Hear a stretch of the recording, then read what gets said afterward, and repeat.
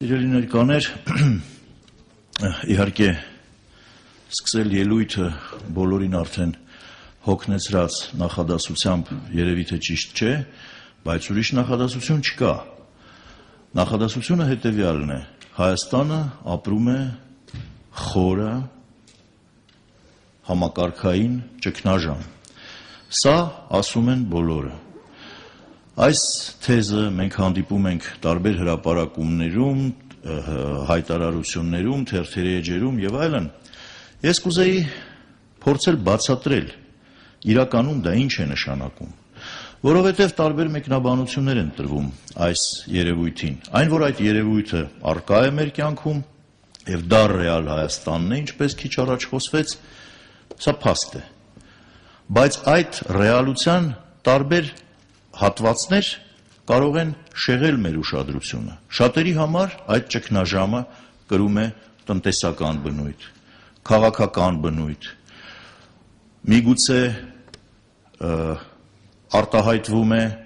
մշակութային, բարոյական կամ կրթական ոլորտում, դեմոգրաֆիական ոլորտում եւ այլն եւ այլն եւ այլն, արտաքին քաղաքականության հարցերում։ Եվ այսպես կարող ենք թվել, եւ ամենն էլ ճիշտ կլինի, բայց իրականության մեջ ես փորձեցի հասկանալ որն է այդ ճգնաժամի հիմնական արմատը,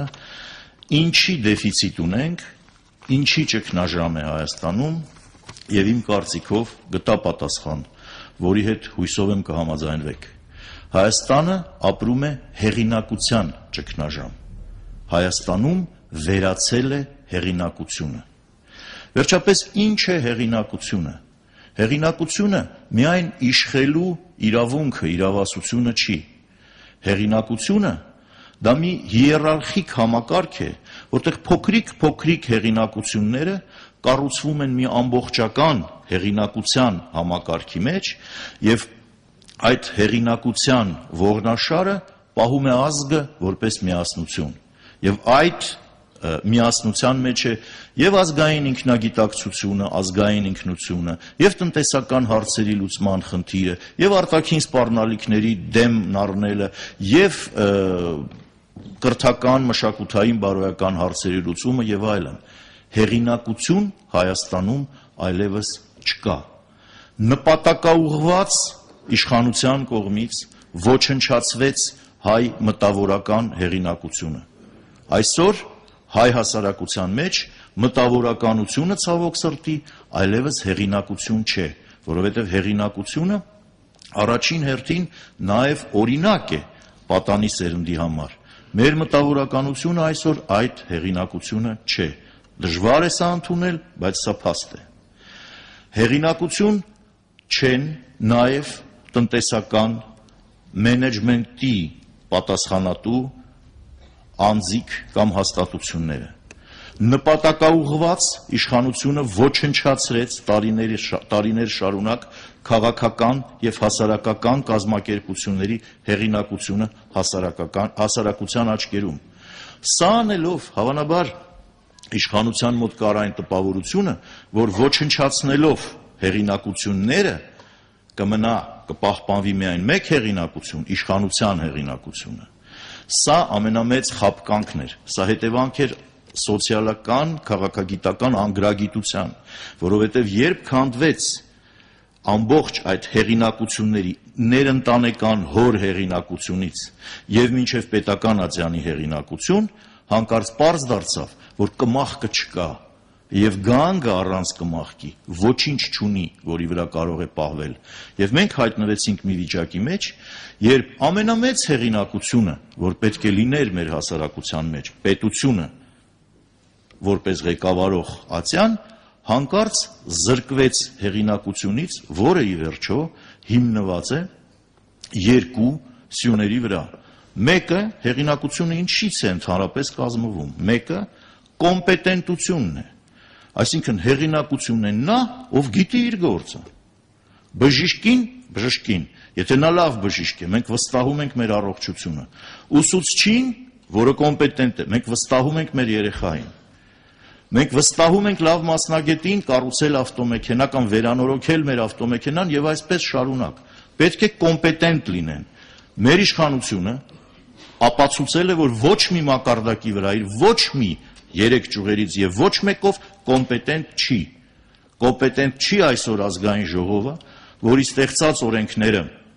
ուղղակի հաճախակի հակասության մեջ են մտնում սահմանադրության մեջ բոլոր նորմերի հետ եւ վերջում պարտավորված ենք լինում դրանց արագորեն փոխել։ Դրա համար դուք կարող եք տեսնել ազգային ժողովի օրակարգի մեջ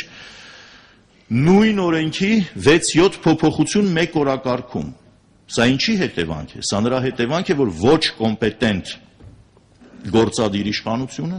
ոչ կոմպետենտ օրենսդիր իշխանությունը փոխանցել է ոչ կոմպետենտ փաստաթուղթ։ Եվ այդպիսի փաստաթղթերով մենք պարտադրում ենք ապրել մեր հասարակությանը։ Իսկ մենք չպետք է մոռանանք, որ հեղինակություն է նաև փաստաթուղթը, սահմանադրությունը հեղինակություն է, օրենքը պետք է հեղինակություն լինի, անգամ ավանդույթը նույնպես հեղինակություն է հասարակության մեջ։ Այդ ամենը քանդված է կամ քանդվելու եզրին է։ Գործադիր իշխանության ոչ կոմպետենտության մասին, այսինքն կարծում եմ ավելորդ է խոսել սոցիալական վիճակը, տնտեսական վիճակը Հայաստանի, մեր հարաբերությունները արտաքին աշխարհի հետ ցույց են տալիս այդ կոմպետենտության ցածր աստիճանը բոլորից շատ ավելի լավ, քան ես հիմա կպատմեմ։ Դատական իշխանության կոմպետենտության մասին կարծում եմ նույնպես ավելորդ է խոսել, որովհետև դա հենց այն ացիանն է, որին մեր հասարակությունը ամենից քիչ է վստահում։ Որն է երկրորդ հենասյունը հեղինակության, իշխանության, որը ուզում է հեղինակություն վայելի։ Կոմպետենտությունից բացի դա պատասխանատվությունն է։ Հիշենք 3 նախագահների օրոք, որ իշխանավորն է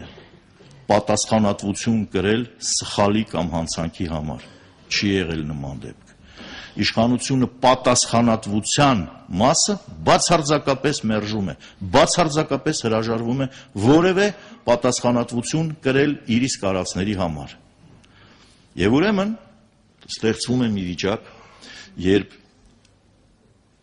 հեղինակությունը, հեղինակության դեֆիցիտը առաջացնում է կեղծ հեղինակություն, կեղծ, շինծու, արհեստական, ուռճացված հեղինակություն, որը կարող է միայն ու միայն բռնության վրա պահվել, սիրելի ժողովուրդ։ Այդ պատմությունից գիտենք այդ տեսակի կեղծ հեղինակություններ, որոնք նույնիսկ երկար, բավական տարիներ շարունակ բռնությամբ կամ կիսաբռնությամբ կարողացել են գոյատևել, բայց դրանց բոլորի վերջը վատ է։ Բոլորը դատապարտված են, որովհետև հեղինակությունը պետք է հենվի համաձայնության վրա։ Հասարակությունը տալիս է իր համաձայնությունը ճանաչել իշխանության հեղինակությունը եւ ենթարկվել դրան։ Հենց որ հասարակության մեջ սկսվում է իշխանության հրահանգը, հրամանը, տված ուղղությունը շրջանցելու փորձ, իսկ այդ շրջանցելու փորձերը մենք տեսնում ենք ոչ միայն բարձր հասարակության մակարդակի վրա, սիրելիներս, բայց նաև բարձր չինովնիկական մակարդակի վրա, երբ մենք տեսնում ենք, թե ինչպես կառավարության անդամները չեն ենթարկվում կառավարության որոշումներին, մենք սկսում ենք հասկանալ, որ հեղինակությունը այլևս արհեստական է, այլևս փուչ է։ Եվ ուրեմն որքան էլ ուժ, ճնշում, համոզման տարբեր մեթոդներ կիրառվեն, այդպիսի հեղինակությունը երկար կյանք չունի։ Եվ ուրեմն մեր այսօրվա հավաքը եւ ես վստահություն ունեմ, որ մեր շարքերը ուղղակի բազմապատկվելու են, արագորեն 10-ապատկվելու, 20-30-ապատկվելու են, ինչու համար, որովհետև բոլորը հասկանում են, որ մենք պետք է վերադարձնենք մեր իշխանությանը հեղինակություն։ Այն իշխանությունը, որը ընդունակ չի հեղինակություն լինել եւ ներշնչել հավատ ժողովրդին, նա պետք է գնա։ Բայց այստեղ առաջանում է մի հարց։ Վիճակը շատ դժվար է, սա դժվար է անել, դժվարացել է անել։ Ինչու՞։ Որովհետև իշխանություն, որը հեղինակություն չի սեփական երկրում, սեփական հասարակության մեջ,